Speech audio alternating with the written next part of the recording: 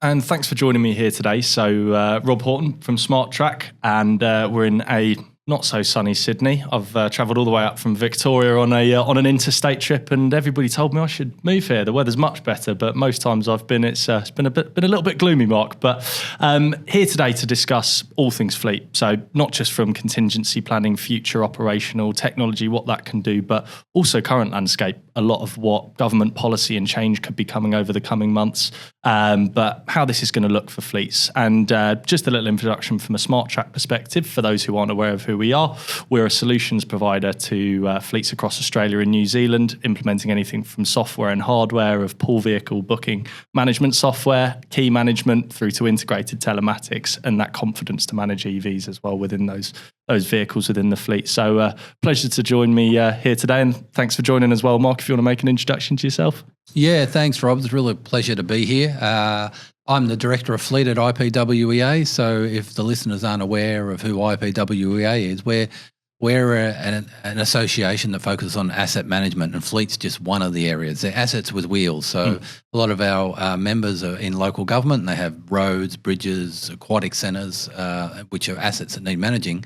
Fleet needs to be managed exactly the same way. So that's why we have a fleet community within IPWEA. Yeah, absolutely. And thanks for the introduction, Mark. And I know we've worked closely together on a number of things over the past year or two with Smart Track. And it's really interesting in terms of the conversations you're having from an upfront fleet-facing perspective. A lot of the training days you've put on, we've attended. And they're not just an opportunity for people to get together, but it's that modern day way of changing from a fleet manager's persona and that demographic, and how I've seen it from being in the industry for probably a much shorter period of time than yourself.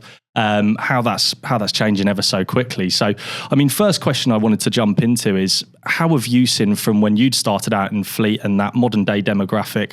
Where's that really differing, and what are the biggest changes you've noticed? Yeah, well, I'm going to have to show my age here a little bit, because I started out in fleet in the late 80s as a diesel mechanic. So right, okay. I've been involved for a long time. And I think at the time, as a mechanic, if you didn't like working on the tools, and I'll just let the audience know I wasn't a very good mechanic. That's why I'm no longer working on the tools. But I wanted to get into an office environment, and a fleet manager was the career path without having a university degree back then. Mm-hmm. And that's been very typical for the last 20, 30 years, that it was a person who knew something about cars would become the fleet manager. Absolutely. And I suppose in terms of practicing to what you preach, and we're saying that this is probably the profile of what a fleet manager may look like from 10, 15 plus years ago. You very much talk to that career path yourself, Mark. But in terms of a lot of the education you put together, particularly your fleet management certificate, the user groups, a lot of the profile and speakers you're putting on at your conferences, it is all about education, adopting technology, adopting different methods, and that new normal. Are you really starting to notice that from within fleets, and in particular demographics, potentially where it's been more a male-dominated industry, more females coming through, and is that something you're noticing? Yeah, definitely. I've been involved with IPWEA since about 2016, 2015. So I've been attending the conferences and been involved in the community for a while, and it definitely was that traditional male technical mechanic person. But since I became director about 3 years ago, I've really noticed that change in demographic, and it's people retiring, and it seems to be within organisations. They just look around to see who's good at admin, and then that person becomes the fleet manager. And that person then quickly realises that it's not about processing purchase orders, or it's not about organising things. There's a whole profession around, and we see people come through the fleet certificate, and it still inspires me. I think I'm maybe onto my 7th semester as facilitating this course. We run 2 each year, and every time the first unit, the students, the feedback we get saying, "Oh my God, thank you." They just learned so much in that very first unit on utilisation, and that's so that upskilling and training. Yeah, absolutely. But in terms of that buyers group or that decision making group, it's moved away from just your physical fleet assets, infrastructure and maintenance, and there's more conversations in the room now. Obviously, with emissions reduction targets being a real prevalent point, you've got sustainability conversation in the room, not just from an emissions perspective, but also financial sustainability, and that profile's really changing. And I think I'd read from your piece within your fleet news group, first edition, around the role of that fleet manager and one of the biggest barriers can be the decision makers or the bosses in the room, because like you said, from a procurement perspective, being able to identify fit for purpose vehicles for your fleet, for your organisation comes as second nature most of the time, but it's getting to that point and having the data and the tools and actually education to know how to run a lot of these processes seems to be so there seems to be a bit of a disconnect from there. So yeah, the biggest problem is people have cars themselves, so they kind of they just think, oh yeah, I own a car, we've got a couple of cars in the family, running a fleet must be easy, all you got to do is pay the rego, take it for a service, and that's why those people who kind of fall into fleet because they're good at admin or they're good at processing documents, which is a large part of fleet management. But that strategy piece, like you mentioned technology, you mentioned sustainability. At our training days last year, we talked about electric vehicle transition plans. And if you remember, we said, if you're going to buy an ICE vehicle, who do you have to talk to? And there's maybe the operator, there's maybe finance, that's about it really. There's not, it's like for like most of the time. But when you go to buy an EV, there's a whole area, a whole new, what do they call it? There's so many people within your organisation. Absolutely. Like marketing, finance, legal. Because there's an emotional impact on it from so many people and how many people it impacts right through to the top as well. And I suppose that probably segues us quite nicely into the next part, is around that the current government landscape and policies and how we are noticing that starting to change. Is it just quite early days, and like around any other election, not just at a state level but a federal level as well, where there can be a little bit of uncertainty, a bit of stability movement? We've seen in New Zealand recently they've had quite a lot of aggressive targets in place, particularly from that emissions reduction pathway, introduction of EVs, and you're seeing some fleets with 50, 60, 70% of their total fleet, not just passenger vehicles, have actually been able to successfully transition to electric. And they've taken a bit of a backstep recently, which is interesting. And is that just starting to follow suit within Australia as well, where they maybe are a little bit further behind, a couple of years away from where New Zealand were at the same time? In Queensland, we've seen there's been a bit of a shift. And has that got anything to do with potential government stability and change that's coming, do you think? Yeah, there's no doubt that elections and electrons don't mix. I've stolen that from the guys who run Everything Electric, Dan Caesar. They do a global program, and they're very pro-electric, but they've seen that around the world, that the pro-EV policies don't necessarily follow the election results. Absolutely. So, from New Zealand, I was in New Zealand in February last year, and that was just as the government was changing or had changed, and everyone was going, oh, I wish I lived in New South Wales. They've got the best policies. They've got all the incentives. And I was sort of going, oh, what? Like a year ago, I wished I lived in New Zealand. New Zealand had the policies. So I think as a nation in Australia, and I think even in New Zealand, everyone understands where we're going. Everyone accepts that electric vehicles or alternative fuels are coming.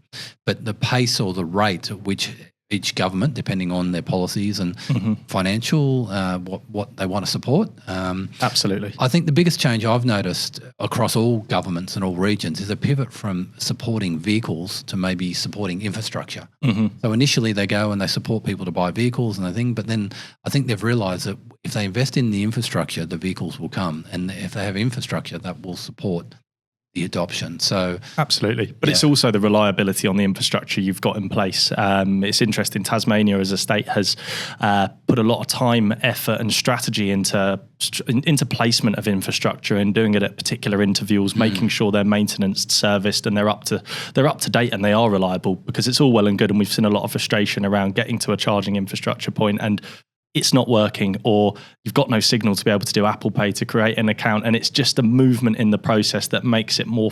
There's more friction for adoption, and like you said, just talking to your previous point, when you've got a process or a strategy in place and you put a person into the mix, that's when it can become emotional, opinionated, and it's being able to get people behind the wheel and confident that they can drive an EV. But like you said, from that government change, there's absolutely a budget part to it. And are we going to see Victoria, are we going to see New South Wales follow suit with maybe a step backwards on some of those probably quite likely aggressive targets that were put in place?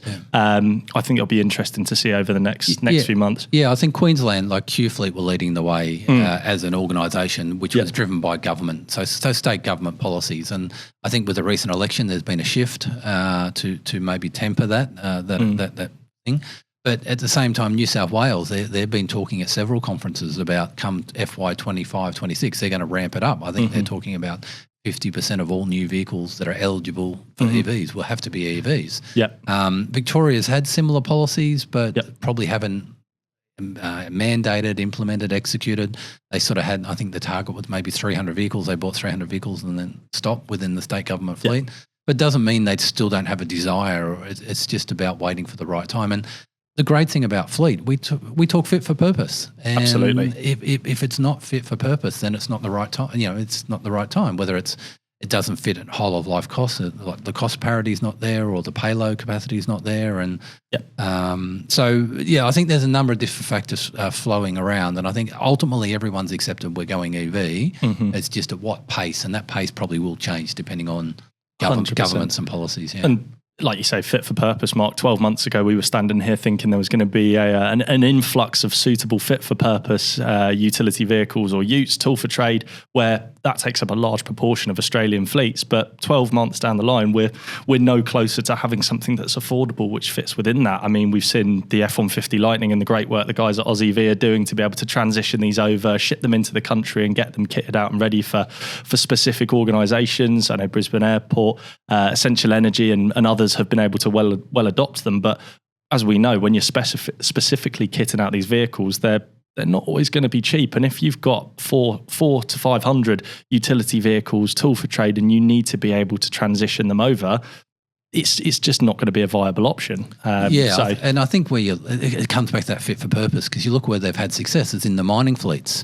So they've got things like carbon credits or carbon taxes. They've got Scope 3 emissions reporting. So there's a lot of things that are forcing them or requiring them to reduce emissions, and a $150,000 $200,000 electric ute's cheap in their world for what they use it. But a local government, driving a $150,000 electric ute is not quite the best, probably not the best use to ratepayers' money at the moment. Absolutely. And you were talking to that replacement point, Mark, when potentially your ICE vehicle, diesel, petrol, it's coming up due for replacement, and we're just going to go for a straight transition to EV with no data involved, with no understanding of that current vehicle's usage, which is probably what we're seeing, and that might be due down to potentially a lack of education, lack of resource, lack of budget. But can you even talk to the new vehicle replacement plan that you've put in place at IPWEA and how you've adopted that and had that conversation with fleets across Australia? Yeah, so within the IPWEA framework of asset management, we talk about having an asset management plan, or in fleet, it's a fleet asset management plan.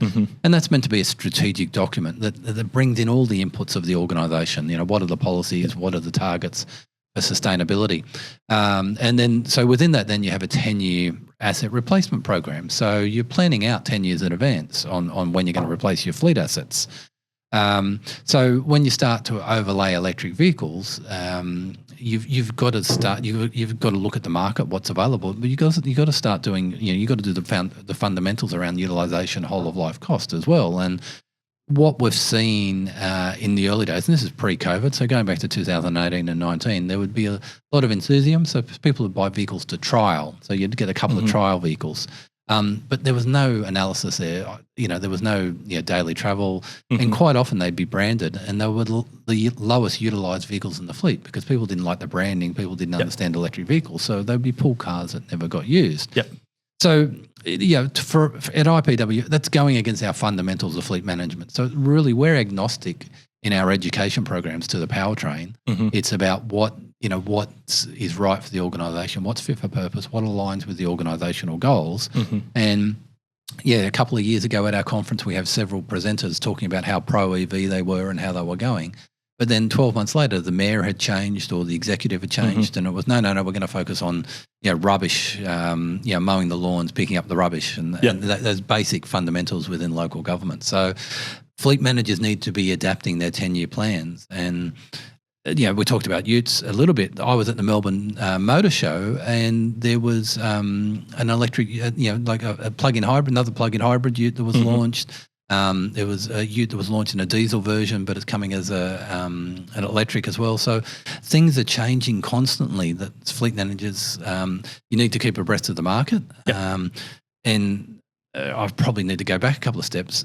what people have done traditionally is they've bought those assets first and not done the planning, I suppose, is what you're asking. They haven't done the what's our policy, what's our strategy, what's our fleet asset management plan. They've gone out and just bought the assets, and that's probably the last step in any transition. But this is probably the biggest thing I took away from the conference a few weeks ago, and conversations I wasn't just having with OEMs, but also with fleet managers, operators who are going through that transition and being able to take a holistic view there.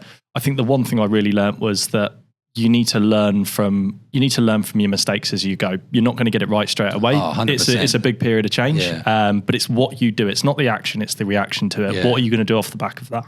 And sometimes it does take a mistake or a wrong move to get that buy-in and really get that budget or executive support as well. I think every case study I've ever seen on electric vehicles, and there's been quite a few over the last few years because people who are doing it are quite proud to talk about it. Their number one advice is just do it. Just buy one vehicle, buy two vehicles and just learn, because you're going to make mistakes. You're going to put charges in the wrong spot. You're going to buy the wrong vehicle. You're going to have people that don't want to drive them. They're going to break down or run out of have to get towed back. But it's like you were saying to the plug-in hybrid option as well, Mark. Maybe when you had your Outlander came out and within the Green Vehicle Guide, there was a big push on this vehicle, but actually in real world usage, where you're going to have fleets with a large amount of utes, of SUVs, tool for trade options, they're probably going straight out onto 80, 100 kilometre an hour roads. The electric powertrain's never really kicking in. It's carrying your engine alongside your electric powertrain. It may be far worse for the actual environment, and it's a means to an end than prior. So it's. I'm a bit of a plug-in hybrid advocate. I hear that sort of talk all the time, and this is sort of me standing in my soapbox here. I've actually been around where I live in Sydney. They've installed a lot of curbside charging for electric vehicles in my local council area. And I've been going around with my camera actually filming plug-in hybrids being charged and putting them on social media saying, hey, it does happen. They do get charged. So you kind of you're a bit of a Switzerland. You're sitting on the fence of you don't want to go the whole hog just yet. Or the beauty is fit for purpose. So, I've said it many times to many of our IPWEA members, what E are you trying to achieve? Are you trying to reduce emissions, or are you trying to buy electric vehicles? Absolutely. And that's, I put it out there and say, I'll come and train your drivers how to drive, but with the fuel that we save, I want half of that money. Yep. And it's that means to an end, isn't it? Yeah. It's what are we trying to achieve here? And emissions can be reduced in many other ways rather than just a straight transition of an ICE vehicle to an electric vehicle. It's understanding your fleet's usage. It's understanding driver behaviour. If there's a lead foot and you can reduce fuel cost, that's going to be another way to reduce emissions, or right-sizing that fleet as well and actually having something fit for purpose and a lean but fat model where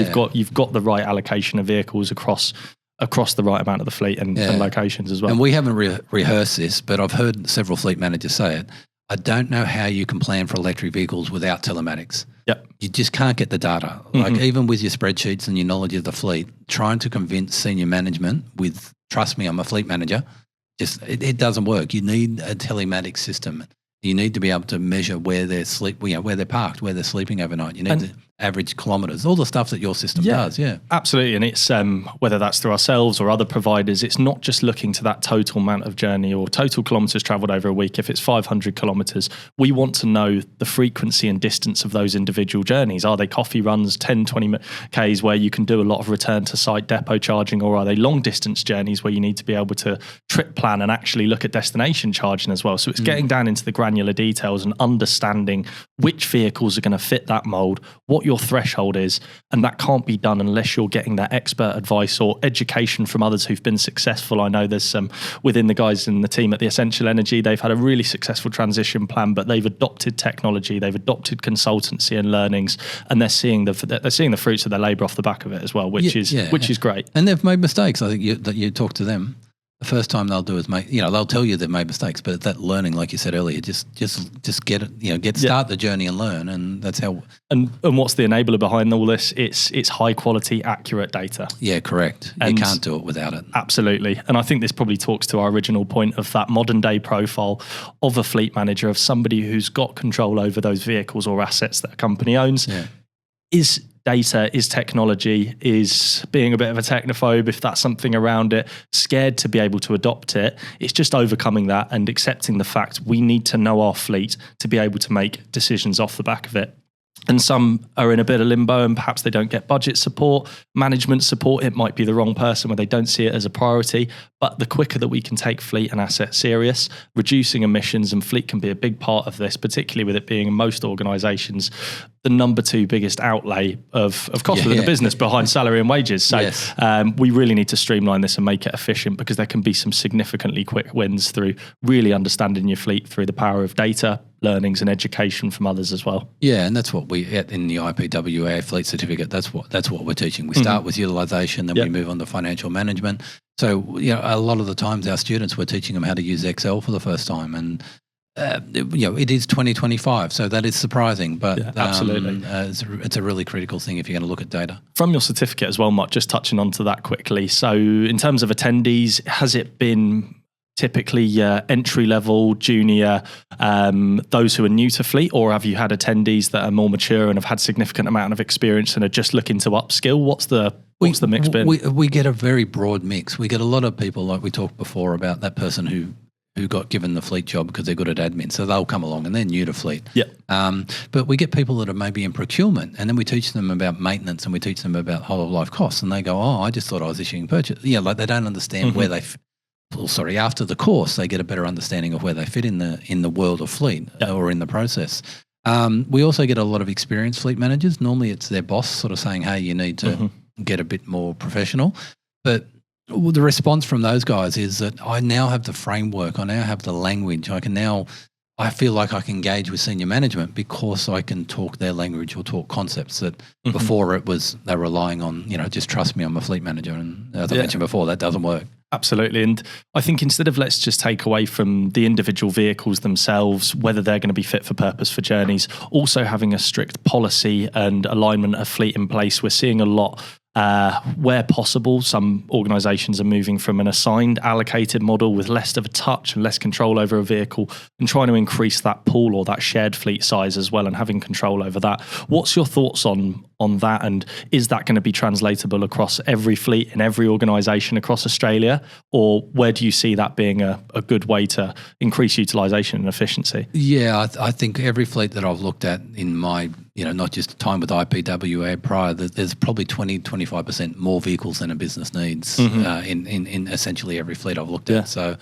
whether that's optimising the fleets through taking them out, whether it's looking at your internal policies and realising who's got a vehicle and why have they got a vehicle, is it a tool or is it a benefit, understanding the difference there. But pool fleets, I think, once again, we haven't rehearsed this, but like an integrated pool car management system just makes pool car fleets work. They've got a bit of a bad rap from whiteboards and spreadsheets and trying to manage them that way. And they just, if you have an integrated system with telematics, with a booking platform, with a key cabinet, it just makes so much sense for, I think, the majority of organisations. You optimise the fleet and you can see what's happening, where they're going, how they're travelling. We had a couple of themes in the conference and this year, and technology's definitely come through. Like we said about creativity, and we're really talking about technology. We talked about comparison, and that was really talking about using technology to provide benchmarks. And then, it's important that fleets engage with technology, and you may think, or a lot of our community think Excel is technology, and it is, but it's really changed so much in the last 5 years. Pool car booking system, like what SmartTrack offers, having it integrated between the key cabinet, the telematics system, and then a booking platform. That's absolutely amazing, and it's so efficient. And once you start to engage with that level of technology and that integration, you can really get some efficiencies in your fleet, and it really does enable you to have a more efficient, safer fleet. And it's that single source of truth and holding accountable to potentially one supplier or one relationship, and having something consolidated where you can really learn, grow and create something that's bespoke instead of something that's across different applications. And we all see it from when you go through your phone with app fatigue and you download something and maybe 6 months later you're getting fatigue over the amount of applications you've got. So being able to have a single source of truth is really important as well. And it all comes down to that relationship. Yeah, and I think what's changed a lot in technology over the last couple of years, probably two years, is you only need one application. Suppliers are integrating it. Before you used Absolutely. to have 3 or 4 different applications. That, one person had to do your key cabinets, one person did your telematics, but now it's become integrated. And I think that the fleet industry hasn't quite caught up with that. So I think it's really an enabler that's going to change over the next few years. And once fleet managers, or more importantly, once the executive within the organisations realise how the fleet can become more efficient with the help of technology, I think that's going to be a huge difference over the next 5 years. So to me, as someone who focuses on the reducing emissions, that's my E. I think pool car fleets make a lot of sense for most organisations. Yeah, absolutely. And I suppose in terms of where it might not be fit for purpose, and I'm seeing there's a big barrier at the moment, particularly in regional locations, is where it's less saturated in terms of business and job opportunities as well. And having an allocated vehicle is part and parcel of signing a contract. It's a big factor and a pull to get that person to come to join an organisation, which can prove a bigger barrier from a HR and a policy perspective. So is there an understanding that it can't always be easily transitioned, and it's not just going to be a straight swap to bring pooled vehicles in as well, because you've got a location and a socio-economic element to it as well? I think the people, that recruitment or that offering a vehicle as a benefit is a real challenge for organisations, because at such a low unemployment rate, it's really hard. And within local government, you're constrained about awards and what you can pay. So a vehicle is attractive, but there are other ways to reward employees. There's car allowances, there's novated leasing, there's other ways to offer a vehicle as a benefit and have the vehicle as a tool for the business, either generating revenue or providing services. So a lot of it is just it's a behavioural change, it's habitual, and even that comes to you saying the change of the modern day fleet manager, what that looks like could be from when somebody retires, somebody else comes in. Sorry, it's not the mic there, somebody else comes into that role as well. You're removing a lot of those habitual things, and not necessarily bad habits, but habits that have been in place of how things have always been done. So we're humans. We succumb to change. We're adverse to it sometimes because it's different and it's scary. But and it comes back to, like we've talked about, a policy. If you have an asset management plan or you have organisational policies, what does the organisation want to achieve? What's the goal of the organisation? And then that guides whether do you have a pool fleet or do you have benefit vehicles? Do you have vehicles to attract employees?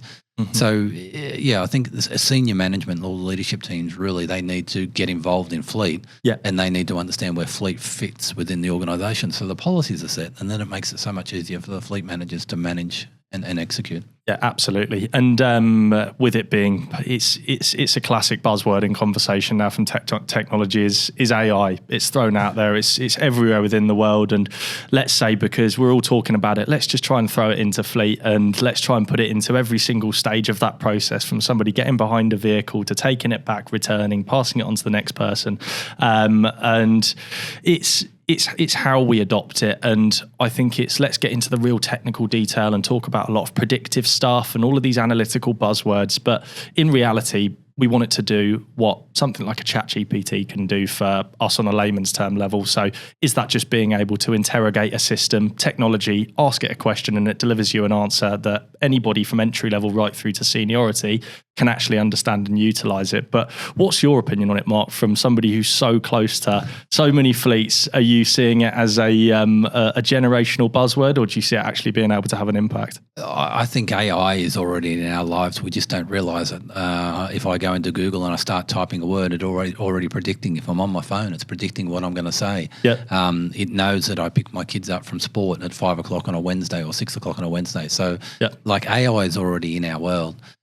How we adapt it to fleet management, it's where suppliers like SmartTrack need to help fleet managers, because there's so many repetitive, low-value tasks that you need to move into. You lean into technology, and that technology is AI, to help you streamline those things. Making sure vehicles are serviced. You shouldn't need a scheduler to have a report where they're ringing people to say, hey, bring your vehicle in for service, or go and get your vehicle serviced. But so many fleets are still doing that. But you can have a fleet management system with a little bit of AI that can realise that this vehicle's due for service, that it's overdue for service, and it can notify you.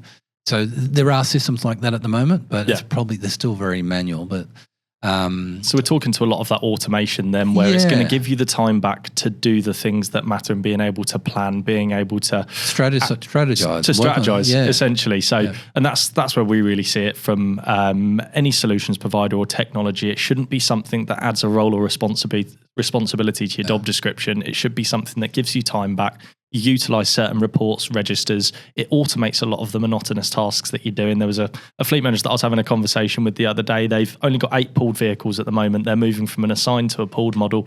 But he said to think that he was using hour and a half each day just to be able to manage bookings, key management from a manual process. And you think of what you could do within an hour and a half from a strategizing perspective, or being able to get through that cohort or magnitude of emails that you've got to get through and actually do the things that matter, when technology can really support you with a lot of this load. Yeah, like one of my big recommendations to fleet managers with AI is, we've talked about automation and everything like that, but a lot of fleet managers don't do monthly reports. They don't. We talked about data earlier. They're not understanding the data, using the data, but a lot of them know what they want to say. Yeah, they're experienced. They know about their fleet. So my biggest tip to fleet managers, if you want to play around with AI, is just actually record your report. Like on the way home, hit record on your phone and record what's happened in your fleet for the month. Then take that recording, put it into ChatGPT and say, write me a report using this recording. All of a sudden, you've got a monthly fleet report. How good's that? And you've probably got on the knock on the door from cybersecurity as well, from a data protection perspective. But your manager's going to be impressed. They're going, a fleet manager can put a few words together. Maybe they do know what they're doing. But, that's how you can use AI, and make it more than a buzzword, but actually make your life easier. Absolutely. That's... If we can strip it back just to that enabling part with data as well, from a report perspective, okay, we talk to always utilization and trying to make this as efficient as possible and getting it across the board in different vehicle types, pools. But what other reports do you think fleet managers should be looking at that they may not be doing, or you're assuming they're doing, but they might not be on a daily basis or even a weekly basis? What sort of reporting do you think is most important? Yeah, I think one of we in the IPWEA Plant Vehicle Management, we have a top 10 KPI report, and it starts with things like utilization, how things. So that's a very common one. But one of the ones I talk to fleet managers about a lot, because we talk about trucks and plant and equipment under chain of responsibility legislation, the heavy vehicle national law, like daily checks of vehicles or pre-start checks are a very common thing that you need to do. But I ask people all the time, do you do pre-starts? And everyone goes, yeah, we do them. I go, okay, so you've got a process. Yep, we've got a process. And whether it's paper or electronic, it doesn't really matter. So, okay, how many vehicles you got? We've got 100 vehicles, let's say. Okay, how many were done today? Oh, I don't know. So a lot of organisations have a process or a policy that says you must do a pre-start check, but the fleet manager often has no idea how many were completed. Now, for a fleet manager, that's a bit of a concern. But what's more concerning is the executive within that organisation. You're talking about heavy vehicles, and the executive don't know that they'll see a policy that says pre-starts must be done.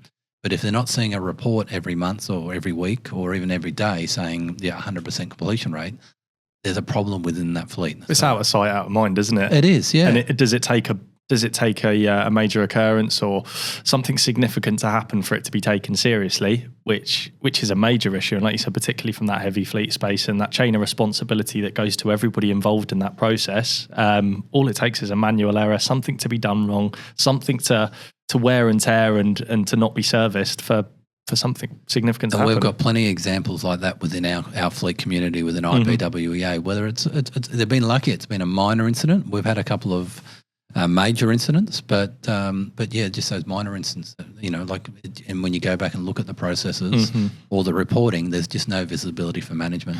And in terms of that translation from safety checks and whether that's daily, weekly, monthly, or however that goes, to translating that across to shared passenger vehicles, where do you see that discrepancy? Because from conversations we have from a fleet manager, they may think that a pre-start for a heavy vehicle is exactly the same as a pre-start for a light passenger vehicle, which you can absolutely make an argument for that point, because if they're being shared and utilised across many different people, you've got to have that driver identification piece. But where do you see them comparing up against to each other? Do you see the level of importance and due diligence and duty of care to those vehicles from a safety check perspective, and should that be done daily? Yeah, I think theoretically, yes. There's really no different between a passenger car and a heavy vehicle.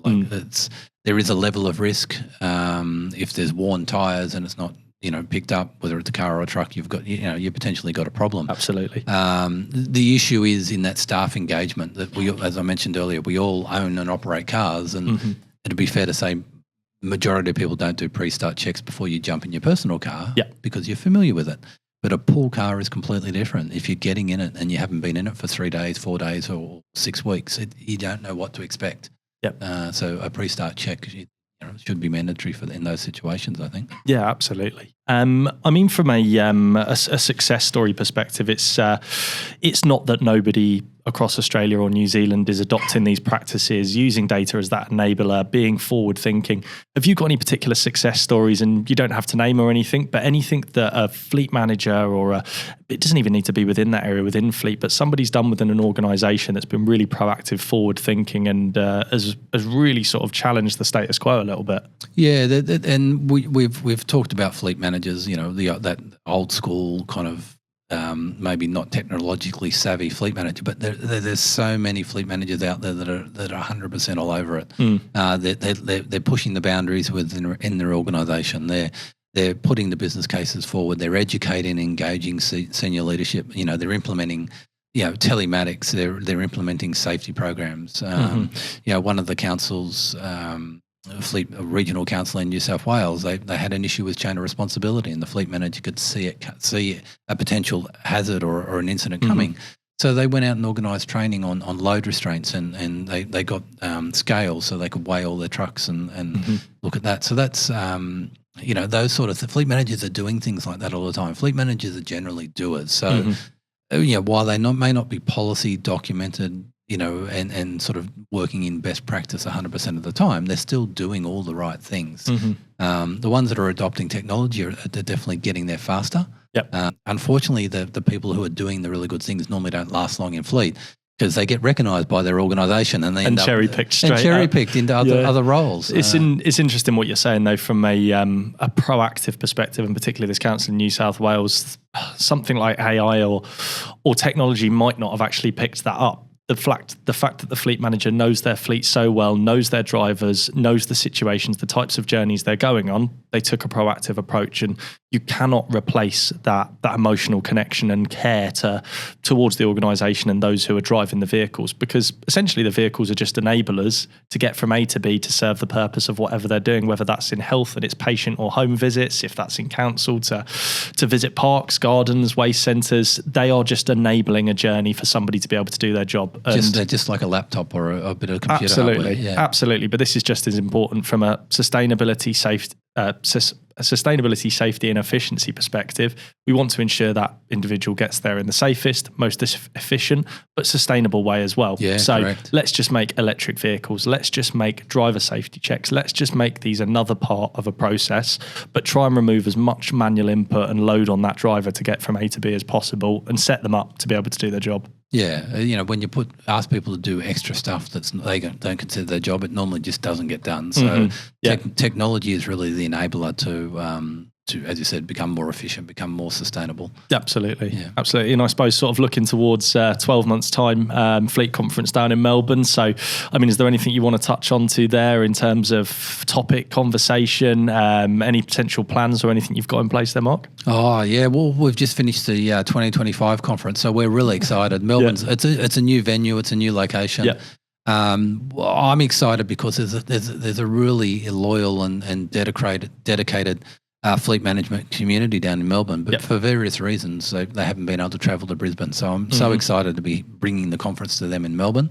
I think we'll get a different feel because just geographically, we've always been a national conference with national attendees, but we were probably leaning towards the Queensland audience just because they were there. So we get a lot of regional councils that have very different stories to metro councils. Absolutely. Whereas Victoria, I think it maybe be a lot more metro and probably smaller councils compared to the larger councils in Queensland. And definitely a lot more AFL tops than NRL at your sports quiz night. So if we have another sports quiz night, we'll have to ask a lot more AFL questions, or maybe not. So I can win, or someone from New South Wales can win. Absolutely, and controversially, obviously from living in Melbourne myself, better coffee as well. So. Yes, that was a big. I think we had a cheer when we announced announced that everyone was expecting to get better coffee. Well, I've probably not got much of a leg to stand on coming from the UK, and I've upgraded, as we were having a conversation over lunch, my 7-Eleven coffee. I can't beat it in the morning. It's great value, but I think I've got a lot to learn from Matt, who's eyeballing me in the corner as a bit of a coffee connoisseur. So.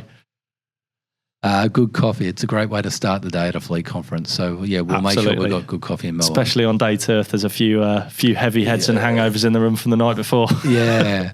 So we're excited about having a site tour down there. Exciting about having some user forums like we did this year with Smart Track. Yeah. Excited to just have the audience and have a bit of a refresh. I think for the IPWEA team, it'll be a refresh for the audience. Yeah. And just my goal over the next 11 months is just to find those case studies, find those stories of fleet managers who are doing really good jobs, and then convincing them to share it, because that's the thing, they're quite often just doing it. They don't see it as being anything special, but there's so many good stories to tell. And I can't talk enough to a lot of the training days that yourself and obviously counterparts in those industry recognised qualifications, putting on those forums and training days, getting together, sharing thoughts.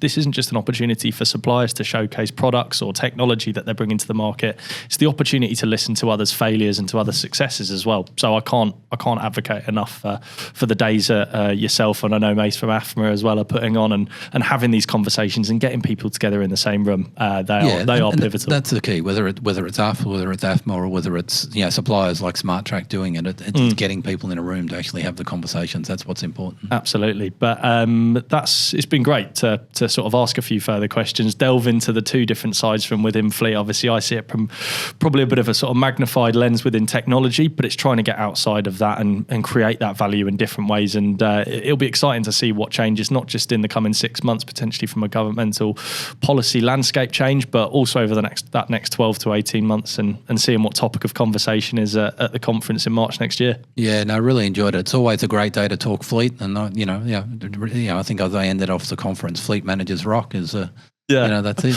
It's great, and I don't think I've ever met anybody who loves fleet just as much as yourself, Mark, and the passion comes through. So pleasure speaking today. Thanks for your time. Thank you very much. No worries.